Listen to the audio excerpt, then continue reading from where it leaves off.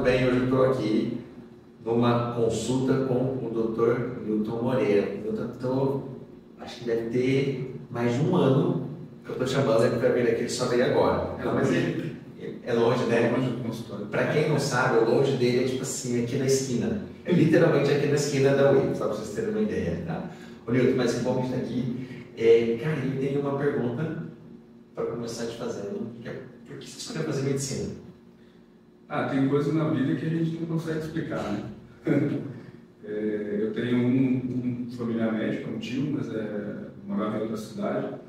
Eu não tinha muito contato, talvez, mas a medicina não tem como... Acho que ela que escolheu, né? Porque na verdade eu não tinha outra opção. Desde pequeno eu já falava que queria ser já, e meus pais falaram, tudo bem, você quer, estuda. A gente vai tentar dar suporte para que você possa passar no vestibular, mas sabe que tem que estudar porque é concorrido, né? E aí foi. E aí, graças a Deus, deu tudo certo. Eu estudei. Não foi você que escolheu medicina, foi ela que escolheu? Acho que sim, porque desde pequeno eu vejo meu filho, a gente fala, vai falando, lógico que tem um exemplo em casa, fica mais fácil, né? Então, mas eu não tinha, né? Meu pai é de uma área físico, minha mãe é professora de português, então não tem nada a ver com a área da medicina. Então, acho que talvez aí venha, mas na minha época de infância não existia ainda, mas que seria a IA, talvez acabou atiçando um pouco mais do que já tinha dentro de mim já. Mas eu vi aqueles atendimentos lá, mais ou menos isso que eu queria mesmo. Caramba. E como é que você entrou na parte de neurocirurgia? Também é outra coisa que não dá para explicar. Eu sempre gostei do que é um pouco mais complexo.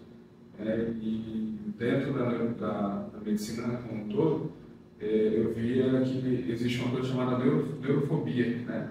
Todo aluno foge da neurologia, pelo menos aquele que não quer ser neurologista ou neurocirurgião, ele foge um pouco da neurologia, né? Lá na França, lá o Charcot, que é o pai da neurologia, até falava assim, vamos ter os casos hoje, os casos de histeria, né? Que eram os casos esquisitos. E aí vem a questão de, talvez a neurofobia venha daí, né? Que os casos de histeria muitas vezes eram doenças neurológicas explicáveis e naquela época, pelo menos, ainda sem tratamento.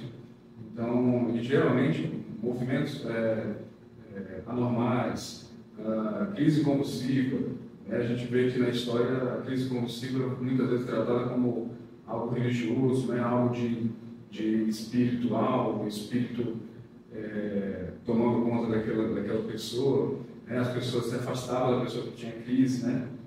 Então essa área é uma área que realmente existe a neurofobia. Desde lá os primórdios da neurologia, o pessoal tem medo ou foge. Então basicamente aquilo que assustava a maioria das pessoas era um negócio que chamava a atenção. Acho que saber aquilo que o pessoal fugia, acho que me atraía.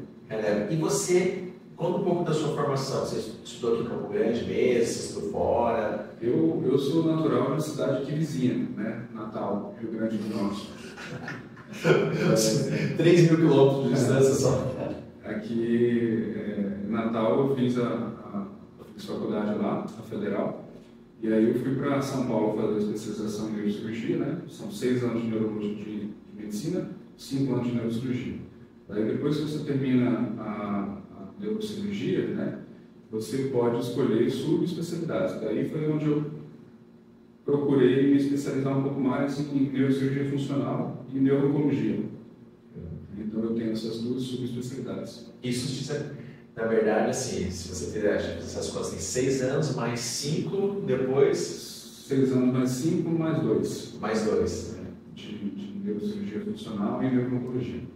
Aí você me pergunta, por que eu, de São Paulo, fazendo residência, vim bater aqui? Né? A minha esposa é neurologista, ela é contemporânea minha de residência. Ela tinha 3 anos de residência de neurologia, eu 5, né? Mas a gente começou no R1, no primeiro ano de residência, começou junto.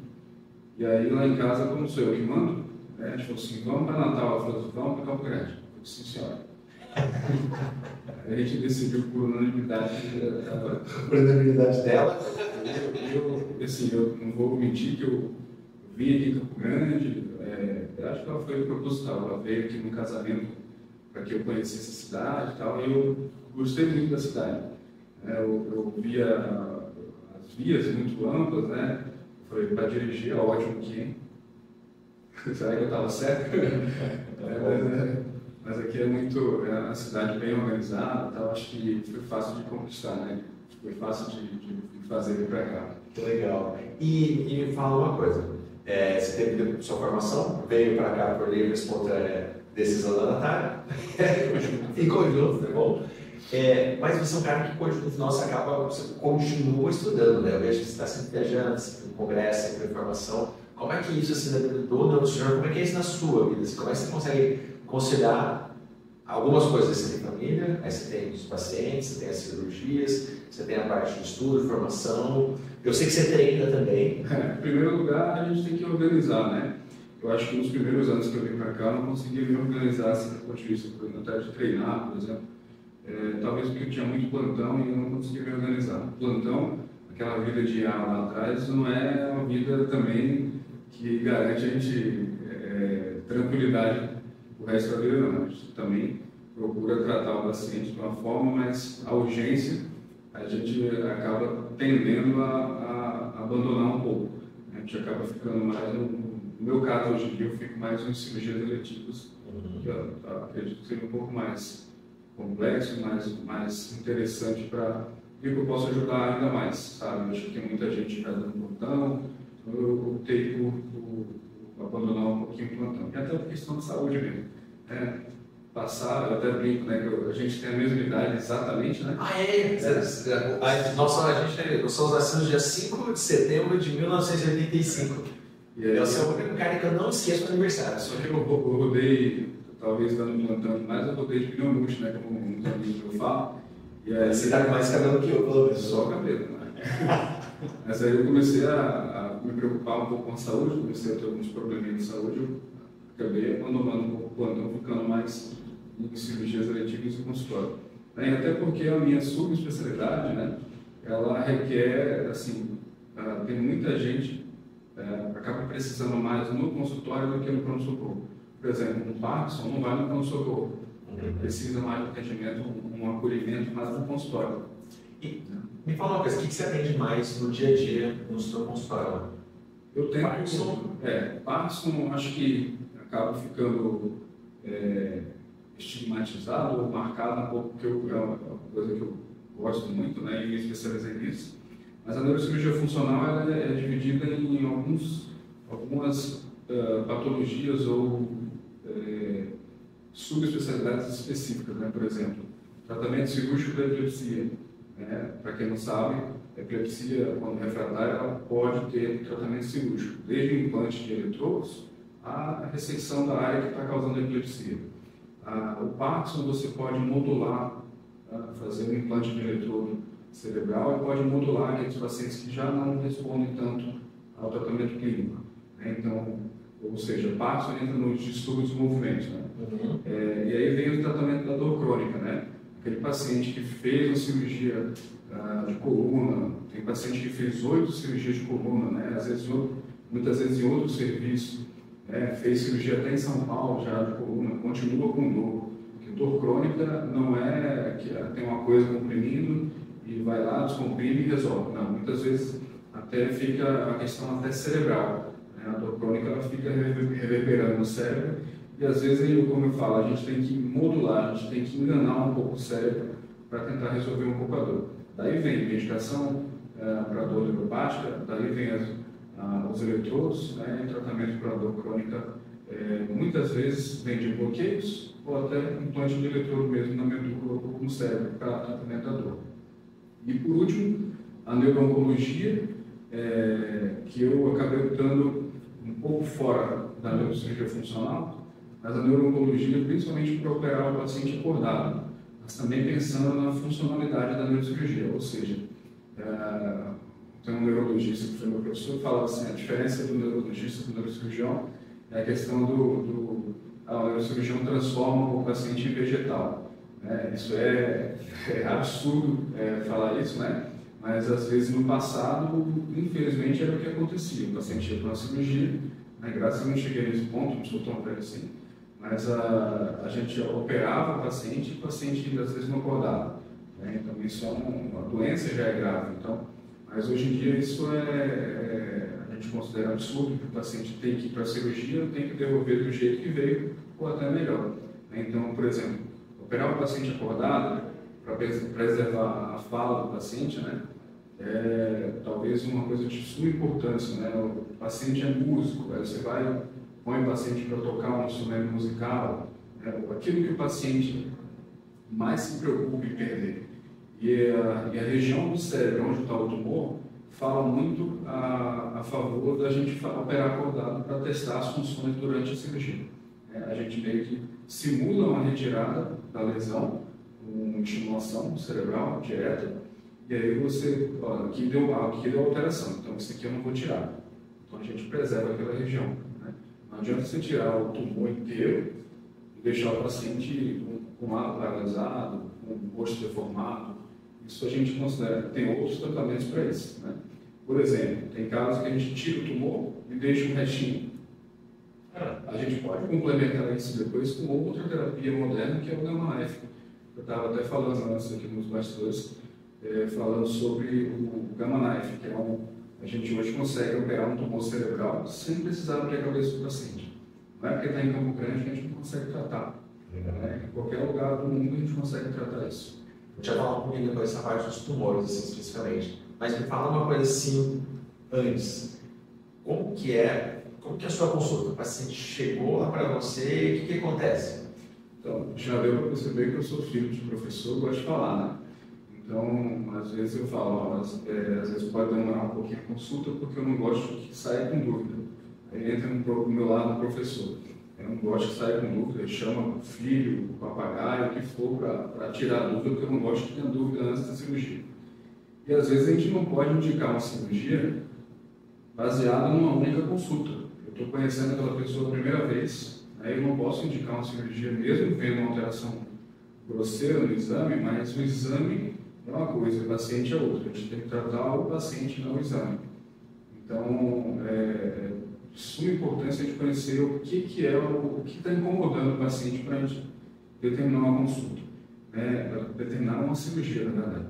Então, conhecer o paciente é principal. Às vezes o paciente tem uma dor, já tem uma coluna cervical alterada, mas o paciente tem uma dor crônica no corpo todo.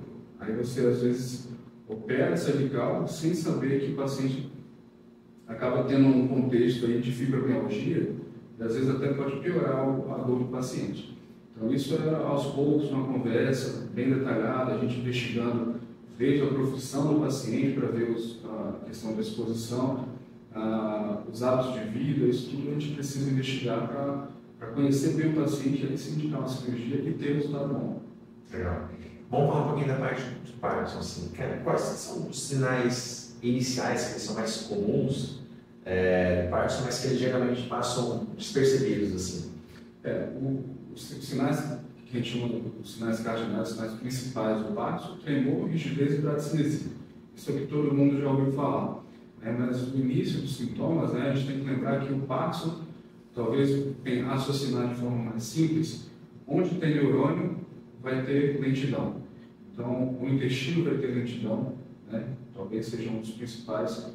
O olfato vai ter alteração, né? O paciente tem alteração do olfato. Muitas vezes, com o Covid, acaba confundindo um pouco, né? Porque muita gente teve alteração do olfato com o Covid, mas a alteração do sono, muitas vezes, vem antes dos sintomas cardinais. O paciente tem agitação para dormir, tem paciente que até chuta o parceiro para dormir, pernas inquietas, tem alteração que vem antes dos sintomas principais. E muitas vezes ele só vai perceber quando está correndo e aí sente que esse braço aqui não está correndo como antigamente. Está meio parado, a perna está puxando um pouco. Aí vem, será que é um AVC? Será que é o Parkinson? Mas o AVC é de uma forma muito mais súbita do que o Parkinson. O Parkinson é uma coisa mais arrastada. Então, nem sempre os sintomas principais de tremor, rigidez e bradicinesia, né? Bradicinesia é a lentidão dos movimentos, estão presentes desde o início. E é importante também falar que tem a forma rígida cinética, né, que é a forma que predomina a rigidez em bradicinesia, lentidão. Nem todo Parkinson tem. Apesar da descrição lá, precoce lá do James Parkinson, né, que ele falou que era uma paralisia tremulante, né, no termo em inglês, traduzindo grosseiramente, mas ele falava que era uma paralisia tremulante, mas nem todo Parkinson treme, e nem todo tremor é Parkinson também. Né?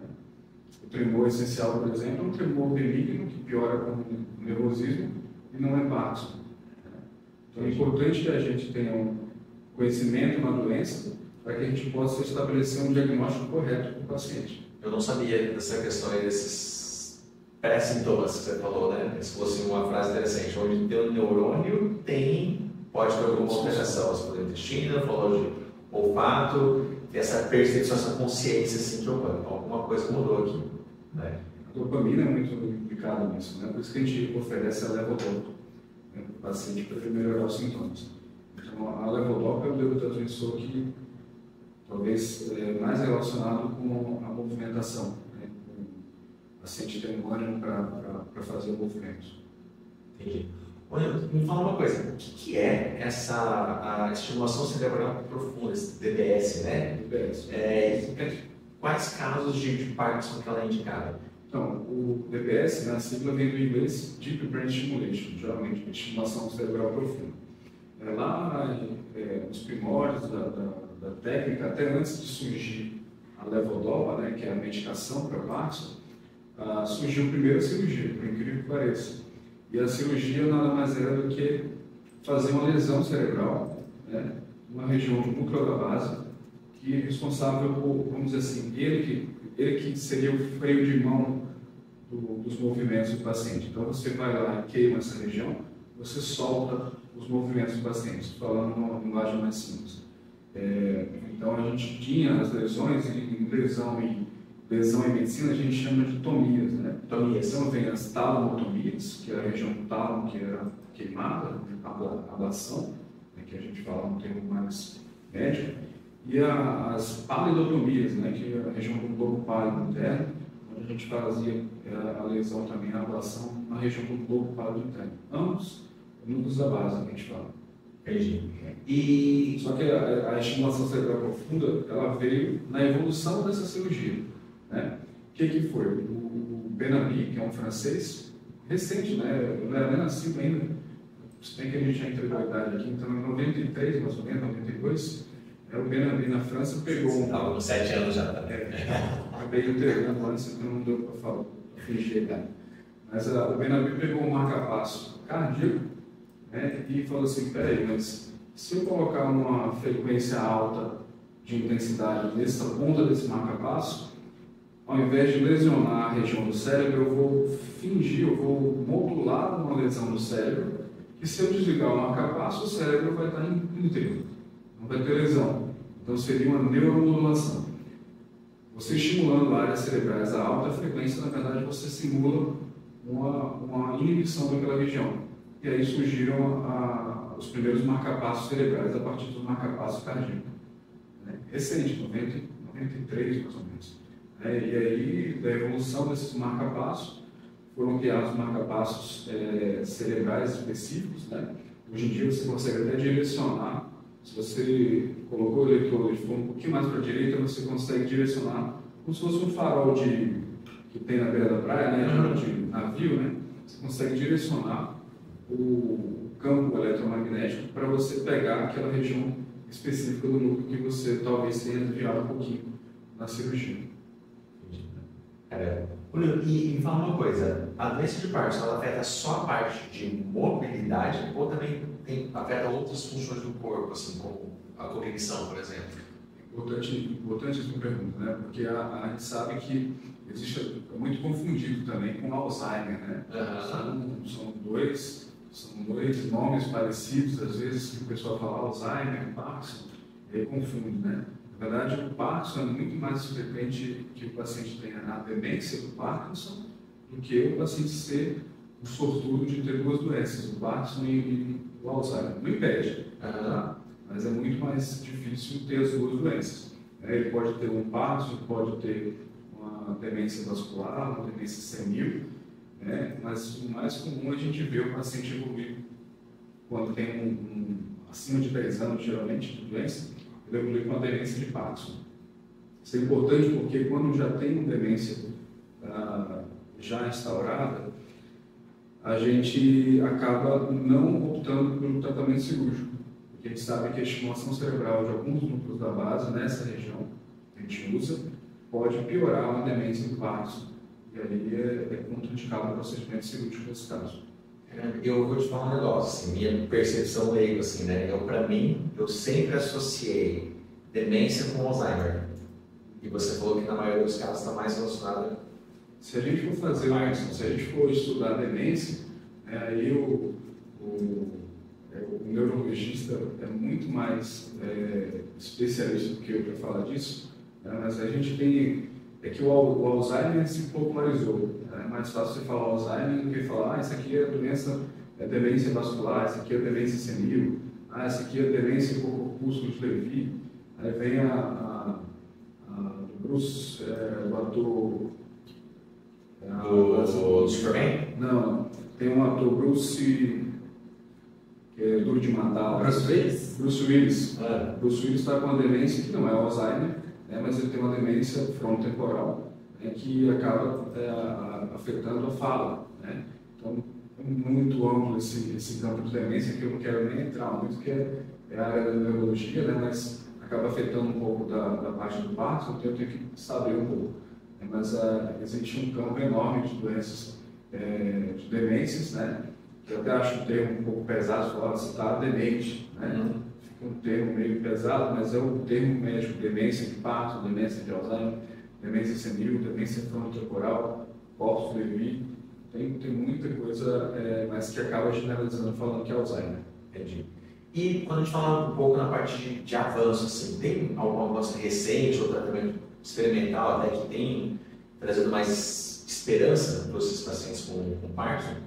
Hoje a gente fala, hoje tem desde bombas de infusão da medicação, a gente fala que a medicação em si é como se fosse não um combustível, mas se fosse um combustível a gente compararia ela com a fogueira e a madeira. Você oferece a madeira, o fogo aumenta, e aí ele vai reduzindo, vira brasa.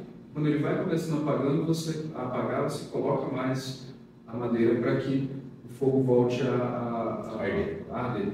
Então, a medicação para o Parkinson funciona mais ou menos desse jeito. Lógico, tem medicação que tem liberação lenta, que é aquela, vamos dizer assim, que queimaria mais lentamente, e tem também a infusão intestinal.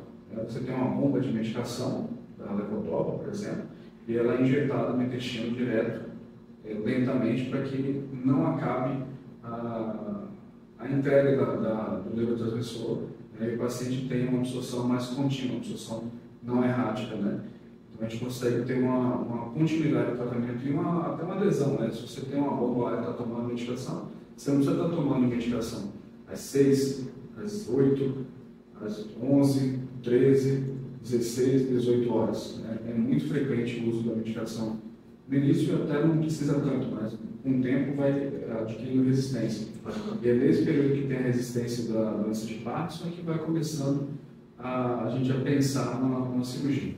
A gente depois pode até falar das indicações da doença, quando indicar a doença. Se puder emendar, eu já posso... a gente sabe que antes ela era a primeira opção para o tratamento. Depois que criou a levodopa, a cirurgia, você fala. A cirurgia era a primeira opção para o tratamento. Teve um diagnóstico de Parkinson, teve cirurgia. Então, a gente fala até, quando eu vou falar em aula, a cirurgia evoluiu bastante, porque antigamente assim, tem uma região tremenda. Se tem uma região tremenda, você vai lá na área motora, queima aquela região e ela para de tremer. Mas você vai gerar uma doença muito mais grave, que é a paralisia espástica. Você vai deixar o malo paralisado. Vai parar de tremer? Vai. Mas perdeu a função. Então, olha, meio que a gente olhando hoje em dia, a gente até pensa, nossa, que loucura, Mas assim, era o que tinha na época. Então, a cirurgia foi evoluindo de uma forma lenta até a forma atual, que é a forma minimamente invasiva. Um furinho só na cabeça, você vai lá e opera, e o paciente na hora já fica bem. Então ela evoluiu cirúrgica, depois a medicação. Depois a gente foi pensar, poxa, mas o ideal seria associar medicação e cirurgia. Por quê? Porque quando esses pacientes foram tomando a medicação, durante esse tempo, viu-se que acaba adquirindo resistência. Então eu falei, peraí, então vamos voltar aqui com a cirurgia para ver se ajuda a gente também, além da medicação. Então foi aí que começou a terapia que hoje é tida como padrão ouro, que é a estimulação cerebral profunda mais medicação. Né? E essa medicação, o paciente continua usando mesmo depois da cirurgia? Reduz bastante a dose, né? A grande maioria reduz a dose da medicação, porque dose alta também tem os efeitos colaterais. Então, voltando às indicações, a gente tem que ter certeza que é doença de Parkinson, em primeiro lugar. Tem outras doenças que a gente chama de síndrome parkinsoniana. Tem algum exame que você faz ou isso é... O exame clínico, acompanhamento é o importantíssimo. O primeiro lugar é o exame clínico e acompanhamento, pelo menos durante 4, 5 anos. Por isso que a indicação está a partir de 4, 5 anos.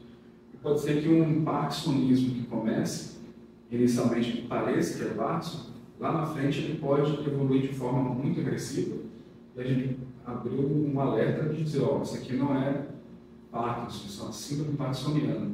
É difícil essa correlação. Mas a síndrome parkinsoniana, ela fala que ela tem aqueles sintomas, mas não é a doença de Parkinson em si, que é a falta de dopamina. Acontece por outros sintomas.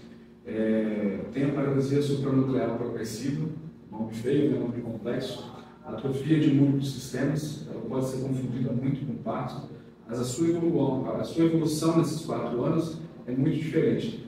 Uma é muito mais agressiva e pouco respondedora à medicação, a outra ela acaba evoluindo ainda mais agressivamente e o paciente já fica acamado com demência muito mais precoce do que o paciente com Parkinson.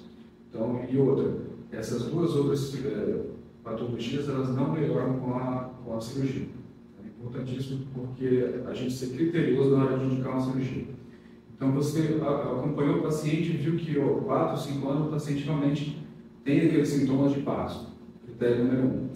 Critério número 2, ele não pode ter um grau de demência, que eu já citei anteriormente, acentuado. Se tiver um grau de perda cognitiva, é aceitável, às vezes, até pela cognição do paciente, pela escolaridade, isso tem que ser avaliado com um teste neuropsicológico. Em segundo lugar, o paciente tem que estar resistente à medicação, tem que estar tomando a medicação, ser um bom respondedor à medicação e já está apresentando sintomas, ou sintomas colaterais importantes, ou aquele paciente que tem flutuação motora, que tem, já não está respondendo à dopamina. E outra questão que a gente faz um teste. A gente deixa o paciente 24 horas sem medicação, do Parkinson, avalia, faz o exame físico neurológico, aí você espera um pouquinho da medicação do Parkinson, um pouquinho a mais da dose que ele está habituado a tomar, oferece a medicação e retorna em 40 minutos para reavaliar. Geralmente esse paciente tem uma resposta muito boa à levodopa. Quando ele tem uma resposta muito boa à levodopa, ele é um bom candidato à cirurgia. E as doenças psiquiátricas, descompensadas, é muito comum o paciente com Parkinson ter ansiedade ou depressão, mas não é contraindicação absoluta. Desde que estejam equilibradas, tratadas. Aí é com psiquiatra. Está equilibrado, tratado, pode operar tranquilamente. Até porque você está um pouco deprimido, porque você é atleta, corre e tal, e aí do nada você começa com uma meditação, é normal que você fique um pouco deprimido. Qualquer ser humano vai ficar assim.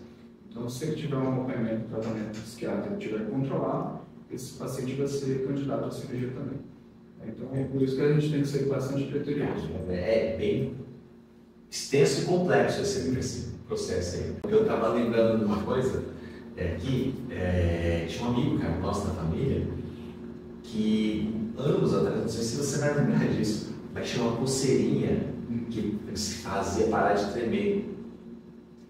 Cara, aí eu lembrei dele, assim, eu não sei se isso era verdade, se funcionava, mas eu lembro que ele usava, ele acreditava que aquilo fazia parar de tremer. Ele realmente tinha Parkinson, depois teve caso cirúrgico e tudo mais, assim. É difícil, assim, a gente costuma, quando o tratamento não causa mal ao paciente, por exemplo, tem alguns tratamentos que podem, tomar uma medicação alucinógena, isso pode melhorar, isso, assim, o vizinho falou, entendeu? O vizinho falou que essa medicação aqui do cogumelo pode melhorar. Isso pode fazer um mal absurdo no paciente, então a gente fala que não faça. Mas uma pulseirinha não vai fazer mal. Se ele crê que aquela pulseirinha vai fazer bem, deixa ele com a pulseirinha. Tudo que puder associar ao tratamento que não fizer mal, está dentro. A gente fala também, como eu falei no alucinógeno, a gente fala no canabidiol. Aí eu vou entrar numa briga muito grande. Mas assim, o canabidiol hoje está liberado para tratamento de alguns tipos de epilepsia. Certo. Em alguns lugares a gente acaba prescrevendo para dor crônica, para o paciente que tem um tremor mais exacerbado, uma ansiedade grande, mas não tem estudos com respaldo muito relevante. Respaldo relevante para epilepsia, alguns casos de epilepsias específicos que a gente tem controle da crise. Né? Aí a indústria farmacêutica vai mandar matar. Se acontecer alguma coisa com ele, você já não sabendo por quê. Mas assim, eu falo que tem trabalho científico, a gente trabalha com certezas científicas, ou pelo menos o que tem mais proximidade a melhor. Pegando o gancho desse senhor da epilepsia aí, né? Quando que a cirurgia ela é considerada assim, uma solução para pacientes com epilepsia? Então, a epilepsia é muito frequente, mais frequente do que a gente acha, né? Mas assim, nem em todo caso de epilepsia, se você tiver uma epilepsia e conseguir controlar o medicamento, é isso da vida. É como se estivesse faltando um suplemento, você toma e acabou. Né? Só que você vai ter uma vida mais regrada, vai ter privação de sono, vai sair para balada assim, tomar excesso de álcool, tem que se alimentar melhor. Mas assim, esse tipo de epilepsia é mais tranquilo. Quando a gente considera que o paciente toma 3 medicações específicas para aquele tipo de crise e continua mesmo assim com a crise, aí você começa a pensar, cada crise que ele tem risco de morte súbita por epilepsia. A gente chama isso de SUDEP. Isso não é muito divulgado. É importante a gente ter isso em mente, porque é só a gente pensar um pouquinho. O que é morte súbita em epilepsia? Você come uma feijoada, você não, né? A pessoa come uma feijoada e de repente tem uma crise. A chance de você ter uma broncoaspiração, ou seja, aquela feijoada, ele vomitar e ir para o pulmão, é muito grande e ele vai morrer asfixiado. Ele está numa piscina sozinho, ele tem uma crise, vai afogar. Ele está no telhado, né? Vai cair no telhado com uma crise. Então, esse tipo de morte súbita ou morte em epilepsia é muito frequente, mais do que a gente imagina. Se a gente for pegar uma tomografia do paciente epilético, muitas vezes vai ter um monte de sequela de cicatriz no cérebro por conta de múltiplas quedas. E numa dessas quedas que cair e pegar uma região pontiaguda no chão, ele pode, inclusive, ter um trauma craniano grave e morrer. Então, cada crise que ele tenha de refratariedade, a gente considera muito isso. Né? Então, está tomando medicação, mesmo assim continua com crise, aí a gente vai ver o que está causando aquela epilepsia. Será que tem alguma região ali que causa um curto-circuito? Se existe uma região que a gente chama epileptogênica, ou uma causadora no início da crise, não adianta, a gente tem que, desde que até um tumor cerebral, há uma displasia, uma alteraçãozinha de migração neuronal, precisa ser removido. Né? Por exemplo, o hipocampo, né, que é até o nome da nossa clínica, o hipocampo é uma região muito implicada em epilepsia de lobo temporal. Ele tem uma atrofia, uma esclerose do hipocampo, é como se ele tivesse queimado, né, como se ele tivesse disfuncionante, atrofiado, e aí ele gera uma circuitaria de crise a partir daquela cicatriz, vamos dizer assim. Então ele é um fator epileptogênico. Então ele é removido, né, e a gente obtém o controle da crise. Nessa cirurgia a gente chama de amígdalo-hipocampectomia, que é a remoção da amígdala e hipocampo do paciente, que são as regiões epileptogênicas. Se você não tem uma região que está causando a crise, aí você tem um mundo de cirurgias, desde implante de eletrodo para estimulação de nervo vago, que é aqui no pescoço que a gente implanta, implante, mesmo cirurgia cerebral por partes, né, de eletrodo, existem regiões do tálamo, regiões do hipocampo que a gente pode estimular também, estimular e inibir aquela região para a epilepsia também. Então, o DBS e o VNS, que é o nervo vago, né, a estimulação do nervo vago, ela pode também lançar a mão para tratar a epilepsia da mesma forma, quando refratária. Né? Então, importante é isso, refratariedade, mais de 3 medicações para a epilepsia específica que ele tem, mesmo assim o paciente tem fuga de crise. Quando a gente fala de epilepsia com criança, assim, o que você tem de maior desafio para você diagnosticar e tratar a epilepsia com criança? Importante que algumas epilepsias em crianças, né, a gente até considera catastrófica, né, desde que assim, você está desenvolvendo aquele cérebro é uma esponjinha de informação. Você tem uma criança que tem muitas crises, geralmente as crises em criança são mais graves, né, algumas síndromes, né, que a gente considera. Então, acaba que a cognição da criança é toda fragmentada. Então, isso é importante para o desenvolvimento do psicomotor, né, da criança. Então, a gente tem que agir muitas vezes mais rápido. O neuropediatra acaba sendo o primeiro acionado e quando ele percebe que tem uma indicação cirúrgica, ele encaminha para a gente. Quando a epilepsia de criança refratária, aí entra o canabidiol, é uma das opções, né? Quando ele não ou tem uma área epileptogênica para ressecar, ou quando ela é generalizada, né, a gente também pode lançar mão do VNS para a criança, pode lançar mão da cirurgia receptiva, fazer uma lobotomia, até a hemisferectomia. Talvez aquela cirurgia, talvez a que eu acho mais bonita, né, que você desconecta totalmente o cérebro de um lado do outro, né, que o cérebro de um lado é doente, ele manda, vamos dizer assim, estímulo elétrico ou crise para o outro lado, acaba generalizando. Então, para a criança não ter a generalização contínua, você tem que desconectar todo o cérebro de um lado para o outro. É talvez a cirurgia mais complexa que tem. Já fez essa? Essa a gente fez lá em São Paulo, até aqui em Campo Grande, e não teve caso também. Tomara que, mas se tiver, a gente está preparado para fazer também. Mas como é referência em São Paulo, a gente acaba recebendo mais lá em São Paulo do que aqui. Mas é uma cirurgia complexa e não é muito comum, ainda bem, porque é uma epilepsia catastrófica para a criança. E ela pode morrer por entrar em estado de mal. Vira um ciclo viciante de crise, ela entra em coma e você não consegue tirar. Por isso, catastrófica. E a gente tem que fazer uma cirurgia também bastante invasiva e avançada. Entendi. E tem tipos de epilepsia que eles não respondem bem aos medicamentos, assim, tradicionais? Justamente o que a gente fala. Quando tem alguma displasia ou alteração de migração neuronal, geralmente ela acaba sendo refratária. Então, enquanto você não tira a raiz do problema, você não vai resolver só com medicação. Muitas vezes a epilepsia de lobo temporal ela não tem nenhum achado grosseiro na ressonância. Essa migração neuronal que a gente fala é puramente um neurônio que era para estar num lugar e está no outro, né? E a gente não consegue ver isso na ressonância. Então, quando a gente vê a ressonância normal e a crise generalizada, a gente não consegue achar um foco para você operar. Mas precisa ser refratária, 3 medicações e não está respondendo. Entendi. Legal. Bom, a gente falou um pouquinho já da parte de epilepsia, falou de Parkinson, mas falando um último ponto ainda na parte de epilepsia, como que a tecnologia está transformando esse acompanhamento e o controle das crises epiléticas? É importante que, assim, hoje em dia a gente fala para a mãe, né? A gente tem um estudo que a gente faz o vídeo eletroencefalograma. Nada mais é de um eletroencefalograma convencional filmado durante algumas horas ou dias, para que a gente veja o traçado eletrográfico, ou seja, veja o traçadinho cerebral das ondas elétricas e consiga jogar em cima a crise dele filmada.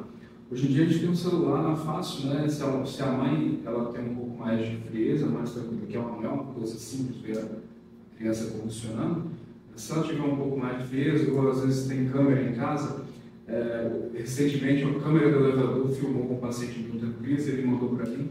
Então a tecnologia hoje a gente consegue ver a crise e perceber que tipo de crise que ele está tendo, se está relacionado a alguma área, e nesse caso até está relacionado a um tumor cerebral. Mas a tecnologia hoje ajuda muito a gente no diagnóstico. Basta ter um pouquinho de frieza para filmar, é difícil. Mas recebo várias mães que filmam a crise do paciente. Lógico, a primeira coisa que tem que fazer numa crise epilética é você proteger a cabeça do paciente e virar de lado para não aspirar. Ele estando já numa posição de proteção da crise, aí a mãe vai filmar. Ou alguém faz isso e ela filma, ou vai se preocupar em filmar e não proteger a criança, né?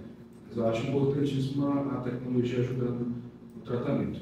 E a gente fala muito hoje de interface máquina-cérebro, né? Que a gente acaba deixando muito inteligência artificial, interface máquina-cérebro, mas hoje em dia, talvez eu trabalho muito com isso, né? A neuromodulação, tanto na dor, quanto a epilepsia, quanto o Parkinson, a gente acaba acoplando uma coisa totalmente tecnológica ao paciente, né?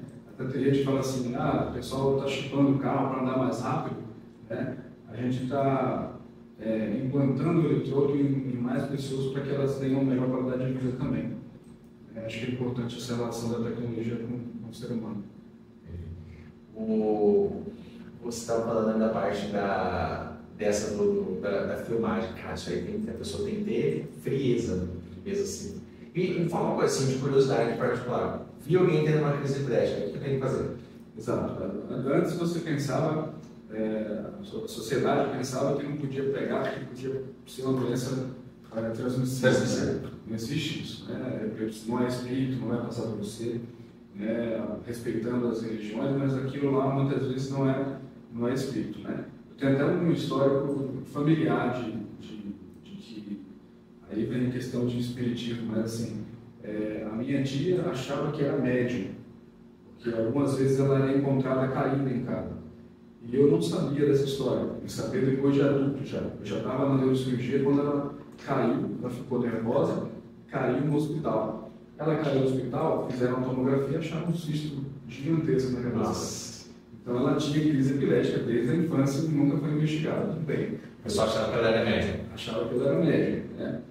Não estou dizendo que toda mediunidade, isso aí não estou entrando em relação religiosa. Mas o fator de você achar que ali é um espírito e tal, não pode deixar de lado. Então você vai, protege a cabeça da criança, do adulto, protege a cabeça da criança para não bater no chão, não bater em coisas pontiagudas, não jamais colocar a mão dentro da boca, porque ela está tendo contraturas fortes, pode até arrancar o dedo da pessoa se você colocar a mão dentro da boca dela para enrolar a língua, então não tem isso. Tá? Colocou, protegeu, pôs de lado para que ela não broncoaspire, é só esperar passar.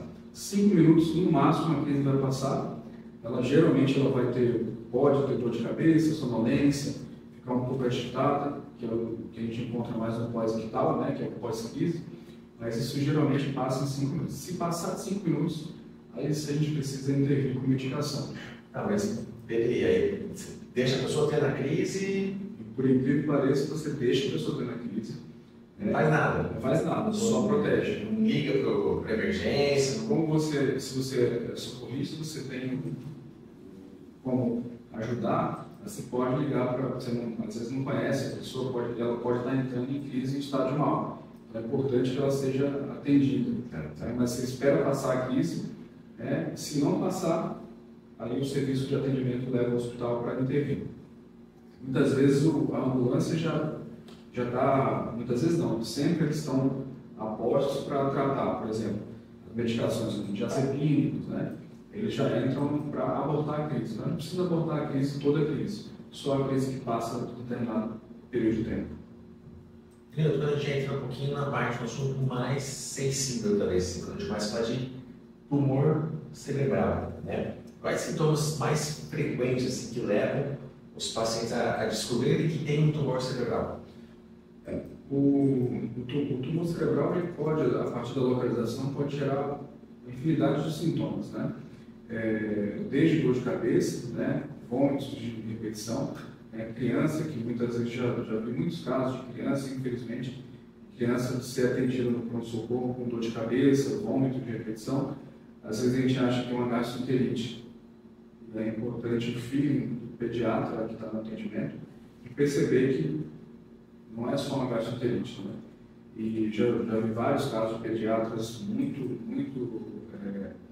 inteligentes, muito sagazes, e pegar esse aqui não está aparecendo só, e aí tomografou e estava uma lesão na fossa posterior da criança. Então, vai desde o médico pediatra, o médico mesmo, o clínico geral, no pronto-socorro, ele tem que perder um pouco da neurofobia e pensar também nas doenças neurológicas. Então, dor de cabeça, perda de peso, vômito, você ter visão dupla, até uma crise epilética, né? Recentemente tem um colega que teve uma crise epilética e teve alteração da fala. Na verdade, a lesão estava aproximada da fala e quando você tem a crise, ela bombardeia, vamos dizer assim, do ponto de vista elétrico, a região da fala e aí ele tem uma inibição e ele parou de falar.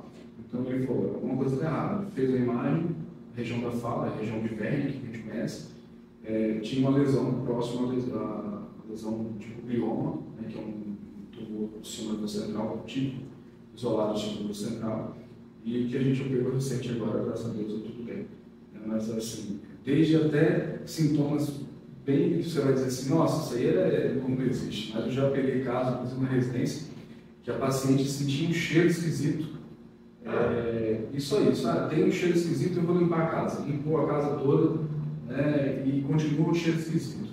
Ou ela tem uma doença no nariz, uma sinusite, você descartando isso, e quando a gente foi ver, parecia uma coisa, eu tinha acabado de ler um livro e veio o diagnóstico. Ela tinha um tumor na região do umbus, né, a região que a crise justamente é de mau cheiro, tipo cacosmia, né, que a gente fala, é de mau cheiro. Então ela tinha uma crise, uma sensação de crise de cheiro, mas que na verdade era uma crise epilética, diferente da crise convulsiva que a gente está habituado. Né? Mas isso também é uma crise epilética. Só de curiosidade, a gente tem neurônio na nariz, né? Nós falamos. O neurônio que as terminações nervosas atravessam a base do crânio, né? Através de pequenos furos no osso. É por isso que muitas vezes a gente tem um trauma craniano e aí esses terminações nervosas do neurônio são cisalhadas, né? São cortados. E aí depois de trauma craniano, muitas vezes o paciente perde o olfato por causa disso. As terminações nervosas são cortadas nesse movimento do trauma, né, no caso. E todo tumor cerebral, ele só tem tratamento com cirurgia? Não, alguns tumores benignos a gente acompanha, né? Alguns meningiomas, por exemplo, talvez seja o tumor benigno mais comum. O meningioma, muitas vezes ele pode só estagnar o crescimento, não responder ao hormônio, por exemplo, calcificar, está lá e não está causando sintoma nenhum. Né? Mas é importante a gente acompanhar. Se esse crescimento, a gente faz a ressonância de controle, né? Se ele está crescendo, aí a gente vai intervir antes que ele cause um sintoma maior, uma sequela maior, então a gente acaba optando por operar. O chimonoma mesmo, que é o tumor do nervo auditivo, a gente não necessariamente precisa operar. A gente vai acompanhando. Se ele não está dando sintoma, não tem por que operar. Pequenininho, não está dando nenhum tumor cerebral, mas se você observa um pequeno crescimento, é importante a gente avaliar para ver algum tipo de intervenção cirúrgica. Entendi. A gente estava conversando um pouco antes, né, falando da evolução da cirurgia, né? Tinha cirurgia aberta, tem vídeo, cirurgia robótica. Hoje, como que essa evolução da cirurgia, o que ela mudou no tratamento dos tumores cerebrais? Hoje a gente tem, principalmente, a gente tem que ter a disseminação da informação, né? Porque nem todos os tumores cerebrais são cirúrgicos e os tumores cerebrais, quando cirúrgicos, nem sempre precisa abrir a cabeça para tirar. A gente tem os aparelhos hoje de Gamma Knife, né? Que é o aparelho que emite radiação gama, que ele é muito semelhante a uma ressonância. O paciente deita lá, como se fosse uma ressonância, você deita e ele vai fazer a imagem, como se fosse fazer a imagem. Na verdade, ele está queimando aquela região só do tumor, preservando a região do cérebro normal ao redor. É importante dizer que não vai ter lesão das regiões da proximidade. Tem uma especificidade submilimétrica que a gente fala, então ele consegue queimar só o tumor. Hoje a cirurgia endoscópica também cerebral, a gente consegue tirar alguns tumores com o auxílio de uma câmera de endoscópio, né? A cirurgia aberta com o paciente acordado também, né? A gente faz a anestesia local, que é o que dói é a dura mata, que é a membrana que recobre o cérebro, e a pele. Fiz a anestesia local ali, fiz uma sedação para o paciente não ficar ansioso, você consegue abrir e remover. Cérebro não dói. Você consegue tirar um pedaço do cérebro, um pedaço do tumor, sem o paciente reclamar de dor. Você não se vê assim. Tem um filme bem famoso, estereotipado aí, o Hannibal Lecter, ele faz a abertura do crânio, né, de forma grotesca, não é daquele jeito, mas ele vai e tira um pedaço do cérebro, né, e até ele faz ele frita lá o cérebro, né? É meio, mas é um filme famoso, então mas ele usou o conhecimento de que cérebro não dói para ele, para fazer aquela cena, a cena eu cito porque é uma cena bem conhecida, né? Então ela exemplifica bem que o cérebro não dói. E quando tira essa remoção do tumor no cérebro, tem alguma coisa que dá para fazer para minimizar a chance de ter uma recidiva ou não volta? O que você pode falar disso? Assim? Quando a gente consegue retirar, o ideal é você retirar o tumor de forma completa, né? A gente não fala muito em margem de restrição no cérebro, porque margem de restrição no cérebro significa região eloquente, significa região com funcionalidade. Então a gente tira só o tumor. Existe até um termo que a gente chama de supratotal, que a gente tira um pouco mais, mas aí região que pode se tirar.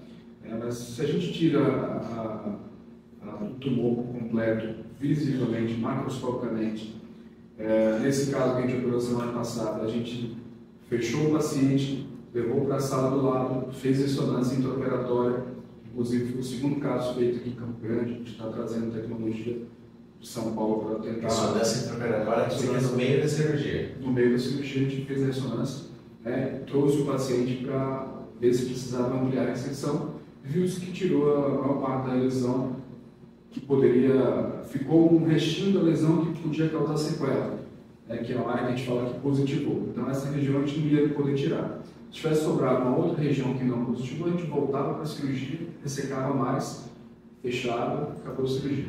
A ressonância intraoperatória é algo... Ressonância intraoperatória, operar o paciente acordado, é algo nível internacional. Se fazer em Canadá, França, que começaram essas tecnologias, a gente consegue fazer em qualquer lugar do Brasil, desde que a gente tenha treinamento para isso. A gente conseguiu fazer tranquilo ressonância intraoperatória, paciente acordado. A equipe é toda treinadinha, né? A Natália, minha esposa, faz a monitorização, a anestesista já é treinada há muito tempo fazendo. Tem mais alguém que faz isso aqui?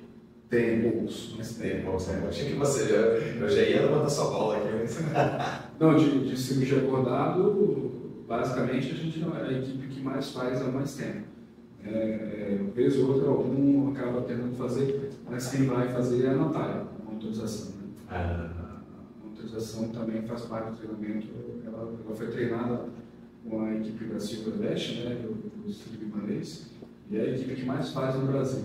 Entendi. Então a gente teve treinamento deles. Bem, falando de dor crônica agora, né? O que são os casos mais comuns de dor crônica que chegam no consultório de um neurocirurgião? Dor crônica é uma coisa bem interessante, né? Alguns fogem também, eu acho mais legal, eu fujo, mas o pessoal foge, eu vou, né? A dor crônica... Você diz alguma coisa sobre você, né? Tô lá que na tsunami, eu não falo atrás da tsunami, mas a dor crônica eu achei interessante porque, contando um pouco da questão da multidisciplinaridade, né? A multidisciplinaridade é muito importante em dor crônica. Quando eu cheguei no maior serviço de dor que tem no país, é o serviço da USP. Eu, sem querer, eu entrei na sala errada. Eu ia entrar na sala da chefe da dor, que é uma fisiatra, que é uma especialista médica, e é uma fisiatra especialista em dor, a chefe do serviço de dor da USP. Eu entrei na sala, ao invés de entrar na sala dela, eu entrei na sala errada da esquerda.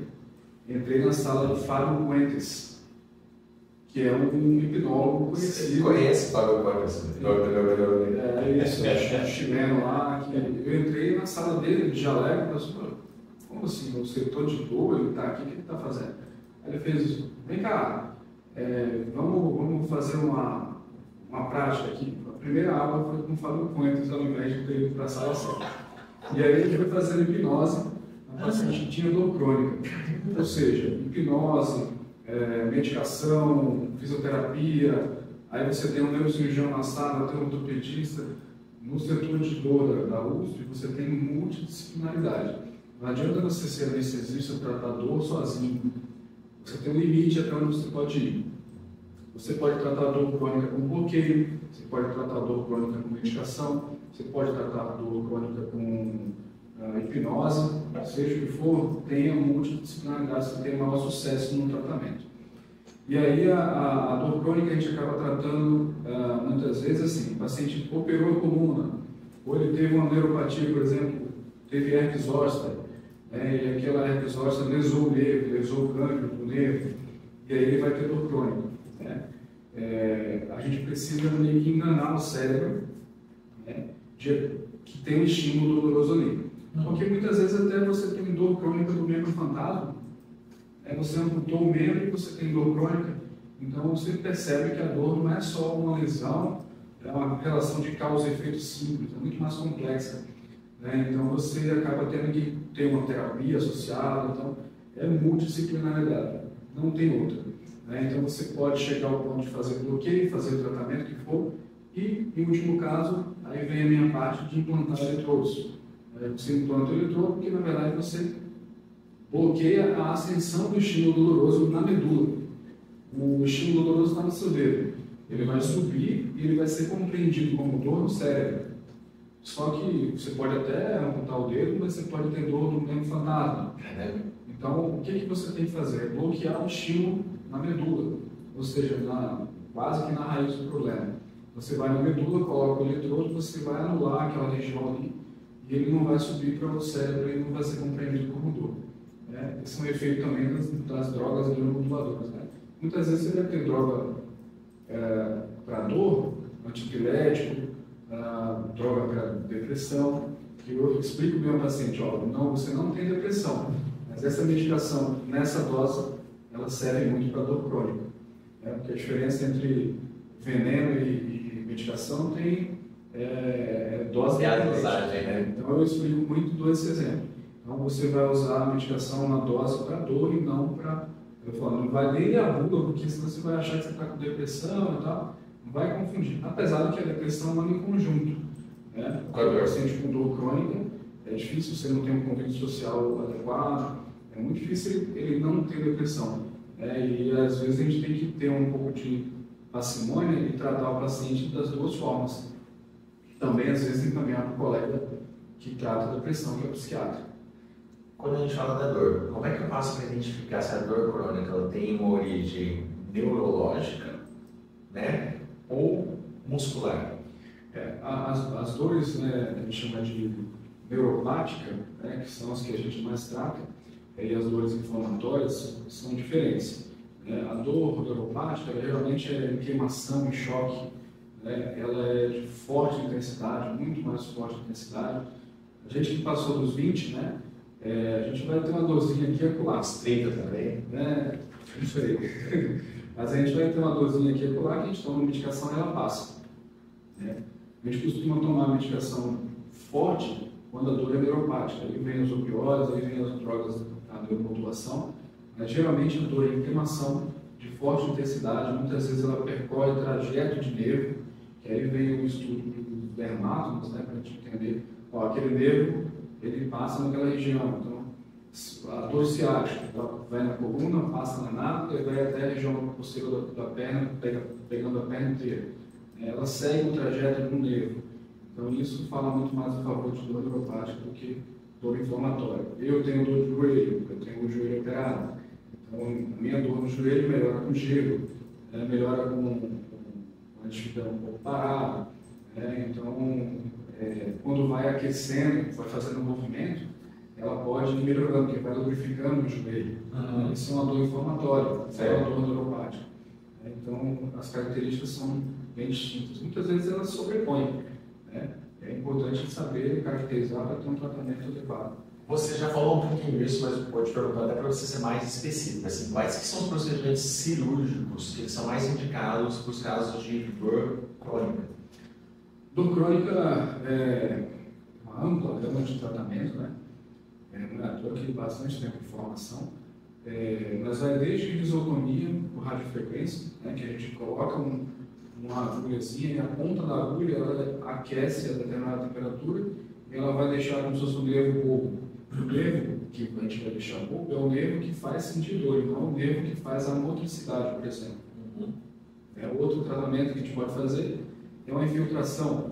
Pega a agulha na mesma região, você coloca corticoide, anestésico local, anti-inflamatório, você pode injetar naquela região, pode gerar melhor. A gente falou de isotomia, falou de bloqueios, né? E a gente tem a neuromodulação, que é implantar um eletrodo na região, pode ser tanto cerebral, né, os implantes de cortical, como na medula cervical, a medula torácica, né, para pegar a região mais lombar. E a gente pode também implantar eletrodos no nervo periférico, né, o nervo exato que está doendo, a gente pode implantar um nervinho, um eletrodo do lado do nervo, pode implantar um nervo do lado do trigêmeo, né, que é talvez a pior dor que existe, né, a neurologia trigêmeo. A gente tem até casos aí que ficaram famosos na internet, acho que a menina que tinha dor crônica, né, do trigêmeo, e aí foi até lembrado que é uma das dores piores que existe, né? Mas existem vários tratamentos para dor, né? Até a radiocirurgia mesmo, né? O Gamma Knife pode fazer lesão em determinadas regiões do cérebro que pode aliviar a dor, né? Porque aí a dor é mais cortical. Basicamente isso. E tem algum impacto direto na saúde emocional, paciente no desenvolvimento ou na persistência da dor crônica? O paciente, por exemplo, o paciente que tem uma depressão, que tem uma história de fibromialgia, né? Ele tem um limiar de dor já muito baixo. Então, qualquer estímulo que ele possa dar, pegou a coluna, mas ainda tinha compressão, ainda tinha lesão no nervo, a chance dele ter um quadro de dor crônica é maior, porque o limiar de dor dele é menor. A gente tem um limiar de dor, eu sempre falo, homem e mulher. O homem tem um limiar de dor menor que a mulher, porque a mulher foi geneticamente... Isso é científico. Para nascer o filho. Eu espero que a minha esposa assista essa parte aí. Então, o homem, tanto que a mulher falou, o homem tem uma gripe e já está se acabando. Isso é científico. Tá? A mulher tem um limiar de dor, ela aguenta muito mais dor. Dentre as mulheres, aí você vai ter diferença entre mulheres. Essa mulher aqui, ela vai ter um limiar de dor às vezes maior do que a outra. Então, a gente tem diferença, cada ser humano é uma identidade única, né? Então, é uma entidade única, melhor dizendo. Então, o limiar de dor varia de cada um, mas a única coisa que a gente sabe é que o homem é mais suscetível a sentir dor e ficar mais frágil. Eu vou falar um negócio que eu não quero falar aqui, eu quero falar que alguém mais morre. Eu nessa conversa toda aqui, eu entendi uma coisa, e aí tem uma coisa que está martelando aqui na minha cabeça. Eu estou com a impressão, eu vi que você falou muito de interface de homem e máquina, que muita coisa hoje em dia você já faz, já caminha para isso, e aí, quando eu começo a pensar um pouco disso, eu não consigo não pensar que talvez vai ter gente no futuro, talvez no presente isso já aconteça, que vai começar a procurar um neurocirurgião não por causa de uma necessidade, cara, eu estou com um problema, eu estou com uma dor, mas olha, estou procurando você porque eu quero melhorar muito nisso aqui, eu quero ter uma potência, uma superação, uma vantagem estratégica de alguma maneira utilizando neurocirurgia. Isso aí implica numa questão ética, né? Que aí eu acredito que tomara que seja muito importante. Hoje a gente tem o Neuralink, né? Que é o chip, né? do Elon Musk, né? Mas assim, já tem implante de eletrodo há muito tempo na Universidade de Duke, né? Pelo professor Miguel Nicoleles. Então isso já começou há muito mais tempo, né? Que a gente pensa. De interface máquina-cérebro para você fazer um exoesqueleto para melhorar o paciente paraplégico andar. Você tem estudo na Suíça atualmente para você usar estimulador de gânglio da raiz neurológica para você mimetizar estímulo do músculo para você fazer o paciente voltar a andar. Então, meio que você mimetizar estímulo elétrico e o paciente movimentar a perna através do eletrodo medular. Alguns pacientes com eletrodo medular para dor obter melhora, tanto o paciente que tem a dor e tem a Parkinson. Eu mesmo tenho um paciente que tem dor crônica e tem Parkinson e melhorou a marcha com eletrodo medular. Paciente que tem paraplegia e tem dor neuropática pós-lesão medular, né, a dor do lesado medular, ele implantou eletrodo para dor, mas acaba melhorando um pouco a motricidade também. Aí vem também célula-tronco, mas isso tem muito embate ético que eu acho que vai segurar um pouquinho. Teve casos no Brasil, alguns anos atrás, de que fizeram eletrodo do Parkinson, do DBS, para tratar Alzheimer, aí sim, a demência do Alzheimer, e estimular a memória. Mas não existem estudos comprovando que tem eficácia, e acabou que o colega foi até indiciado pelo CRM. Então, as nossas entidades médicas ainda seguram muito, então não é chip de carro, você só quer melhorar a performance do motor do carro, é só melhorar os sintomas e melhorar a qualidade de vida que a gente caminha. Legal, interessante. Ó, agora vou te dar a chance de você tomar uma água. Eu tenho umas perguntas específicas para você. E a ideia é pergunta rápida e resposta rápida. Deixa para o final. Esse já é o final.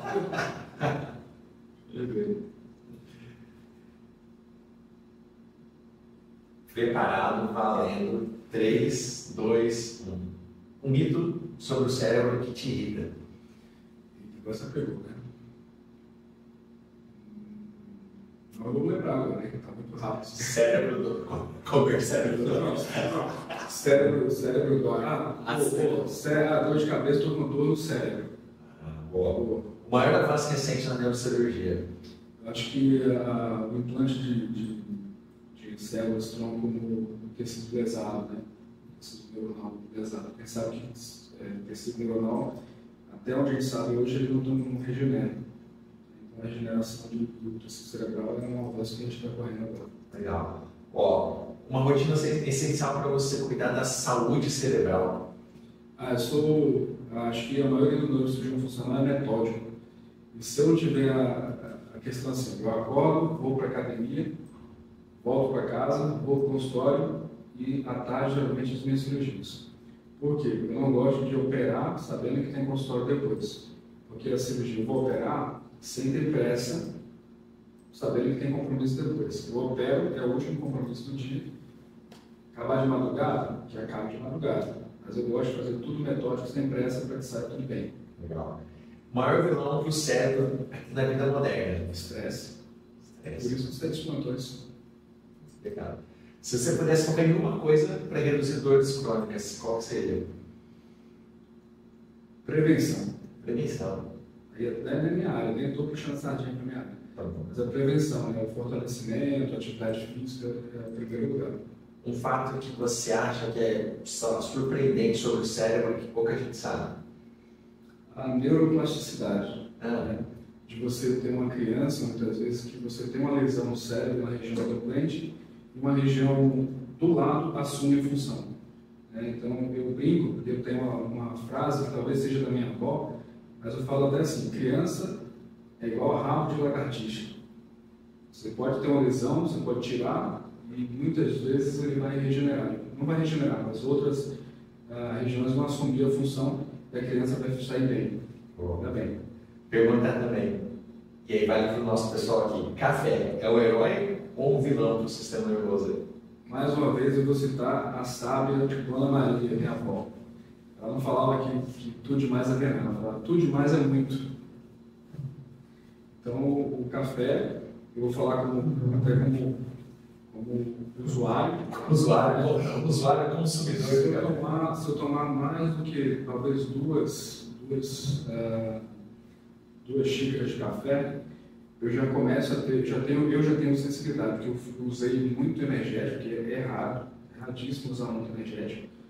Para estudar de noite, de madrugada, eu usava muito energético. Talvez eu desenvolvi uma sensibilidade, que aí o excesso de café me dá até um pouco de down, me deixa meio triste. Né? Aquilo que a gente fala assim, angústia, né? Isso o café pode dar. Então, o álcool em excesso, qualquer droga em excesso, ela pode gerar um efeito contrário. Ó, e o que você acha que é a tecnologia mais promissora para o futuro da neurocirurgia? Assim?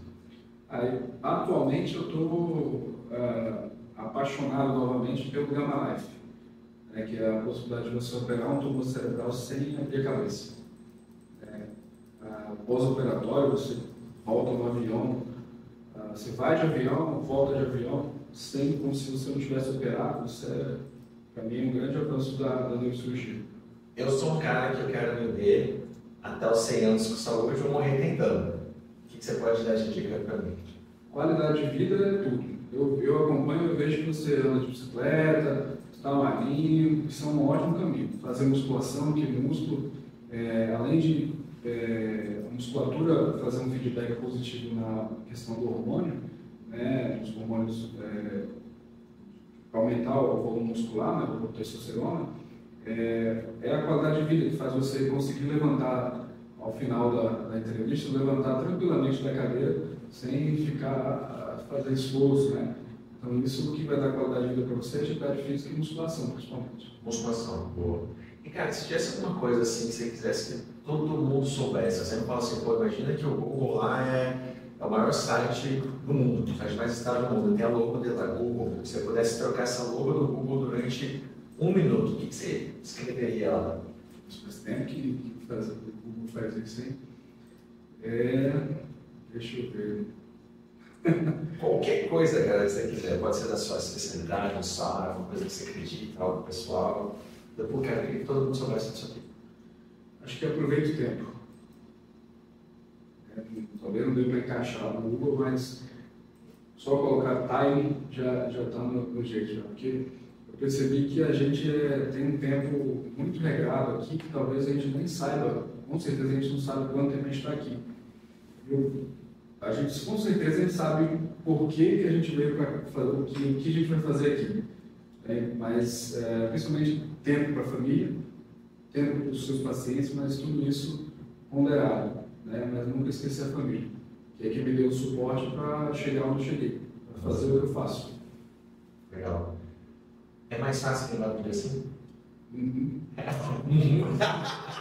Falou mais de uma hora, mas você lembrar do dia assim? Mas... Olha, eu te falando, esse dia você falou um negócio que eu achei interessante, ficou na minha cabeça, né? Da diferença do ovo da galinha e do pato, né? A diferença do ovo da galinha e do pato é a seguinte: verdade. É que o ovo do pato ele é mais nutritivo, ele é maior, só que a gente consome mais ovo da galinha, porque a galinha canta, né? Então ela conta para os outros, né? O que você pode falar, cara, assim, para quem é médico, para quem é neurocirurgião, para quem tem especialidades mais delicadas, assim como a sua, cara que não aparece na internet, que não se posiciona, que não é encontrado ainda hoje em dia? Isso já foi um dilema muito grande a gente conversando isso aí, porque eu era totalmente avesso a fazer qualquer coisa de vídeo e tal, mas isso que você vem falando já vem sempre e tal, e assim, eu não sou daqui de Campo Grande, né? Eu sou de, como brinquedo, mas bem longe de Natal, eu não tenho muitos conhecidos aqui, infelizmente ou felizmente a medicina, na verdade infelizmente, a medicina ela aumentou muito o número de faculdades, então você tem infelizmente muito tipo de profissional e a questão de médico mal formado cada dia está absurdo. E às vezes o médico mal formado, mas se ele souber falar, ele vai te convencer às vezes de uma coisa que não é verdade. Mas não adianta você estar com um conhecimento absurdo, estudar, ter várias formações e ficar quieto, escondido em casa.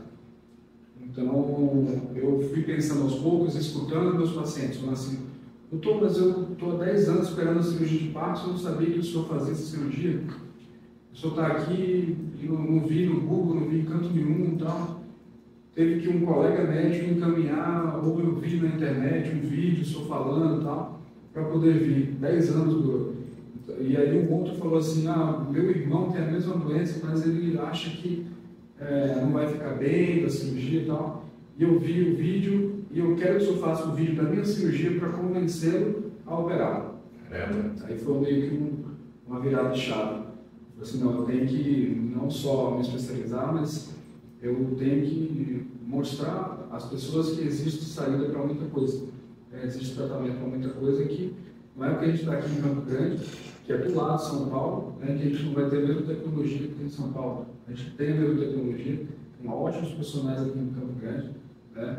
E a gente tem condições de fazer muita coisa em Campo Grande que faz no mundo todo. Legal. A gente trabalha há algum tempo, alguns anos já. Como é que alguém te ajuda assim no dia a dia? como eu sou meio avesso, né? Vocês são uma maneira de ficar martelando na minha cabeça lá e lembrando que, ó, tem que se mexer, porque os pacientes precisam de informação, precisam chegar até você e realmente quando chega um paciente que viu alguma coisa, um vídeo meu, uma cirurgia, é até gratificante, porque assim, não adianta sair do jornal, a primeira cirurgia com celular, primeira cirurgia de implante de DBS, a primeira cirurgia com paciente acordado, mas não adianta ele ver isso aí, as jornadas passam, depois você não tem acesso. Então tem que sair pesquisando para você ver, né? Então você tem que estar martelando toda hora, tem que estar trazendo informação, porque isso também é importante. Não é só atrás do consultório que eu tenho que estar atuando, tenho que estar ajudando. Dá para ajudar também pela internet. Nossa, legal. Uma curiosidade, eu acho que são médicos igual você, e eu falo de coração, isso assim, que ajudam a gente mudando, a gente melhorando aqui dentro também, né? E mesmo que você falou, poxa, eu vejo que a medicina está mudando muito, às vezes o cara não precisa ter uma formação tão boa, mas tem que ser bom no Instagram.